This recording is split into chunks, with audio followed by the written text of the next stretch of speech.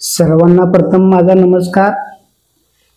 आणि आजचा आपला विषय असा आहे की मुली पळून का जातात। आज जगामध्ये बघितलं तर आम्हाला असं आढळून येते की मुलींचं पळून जाण्याचं प्रमाण फार वाढलं आहे आणि आपल्या आईबापाला न विचारता स्वतःच्या मनानं मुली लग्न करत आहेत। आज कोण अन्य जातीमध्ये लग्न करत आहे, आज जातीने लोक कोण विचार करून झाल्यात आणि हे प्रमाण भयानक वाढले।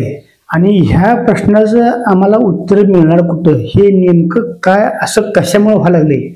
आणि आज बघा, समजा एका मुलीनं किंवा एका मुलग्यानं परदातीत लग्न केलं तर त्या मुलीच्या आई वडिलाला पण आणि त्या मुलाच्या आई वडिलाला पण त्यांच्यावर काय कारवाई करता येत नाही, कारण कायदा तसा लिहून ठेवला आहे। त्यामुळं कायद्याला घेऊन त्या लोकांनी काय करता पण येत नाही।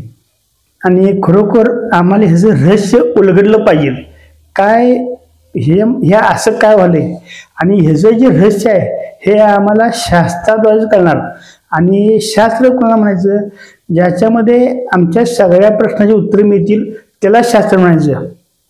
आणि आजचा आपला प्रश्न काय, मुली का पळून जातात हा प्रश्नच आहे आपला, आणि ह्याचं उत्तर आपण शास्त्राद्वारे बघायचं आहे। आणि मी तुम्हाला सांगतो, मी आमचं काय न सांगता पवित्र बायबल याच्यामधनं तुम्हाला मी या प्रश्नाचं उत्तर देणार आहे। आज बघा असं काय व्हायला लागले, तर तुम्हाला सांगतो, आपण लूक शुभवर्तमान 12वा अध्याय त्याचं 53व वचन वाचूया। बघा काय म्हटले बघा, पुत्रा विरुद्ध पिता, पित्या विरुद्ध पुत्र, कन्ये विरुद्ध माता व माते विरुद्ध कन्या, सासू विरुद्ध सून, सुने विरुद्ध सासू, अशी ती विभक्त होतील। आणि इथं बायबलमध्ये स्पष्ट वचन आहे की कन्ये विरुद्ध माता आणि माते विरुद्ध कन्या। ह्या ज्या घटनावरून हे जगाचा शेवट एकदम अंतिम टप्प्यात आला। हे जग कधी पण नष्ट होऊ शकते आणि देवाची इच्छा की कोणाचाच नाश होऊ नये आणि त्या महाभयानक काळात कोण घेऊ नये, त्यासाठी देवानं त्या सगळ्या योजना या पवित्र बायबलमध्ये लिहून ठेवला आहे। आणि तुम्हाला सांगतो, हे जग कधी पण नष्ट होऊ शकते, तुम्ही विश्वास ठेवा न ठेवा। आणि ते हेडिंगच आहे, काळाची लक्षणे। काळाची लक्षणे म्हणजे जगाचा शेवट कधी आलाय हे ह्यात लिहून ठेवलंय। आणि ह्यामध्ये अनेक वचन असं आहे की शेवटच्या काळी मनुष्य आपापला मार्ग धरतील। आज बघा, प्रत्येकानं आपापला मार्ग धरला आहे। कोण मनाच्या पसंतीने लग्न करले, कोण पळून चालले। तर तुम्हाला सांगतो, ही पूर्णपणे देवाची योजना आहे।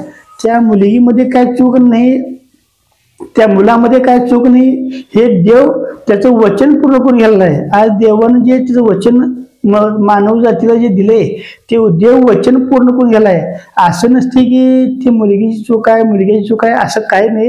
ह्यावरनं फक्त आम्ही शहाणं व्हायचं आहे आणि सत्य देवाचा आपण शोध करताय, आणि जेणेकरून आमचं तारण होईल आणि आमचं आत्मा वाचवला जाईल, हाच देवाचा उद्देश आहे। आणि खरोखर हे तुम्हाला समजलं असं असं विश्वास करतो, समजून घ्या।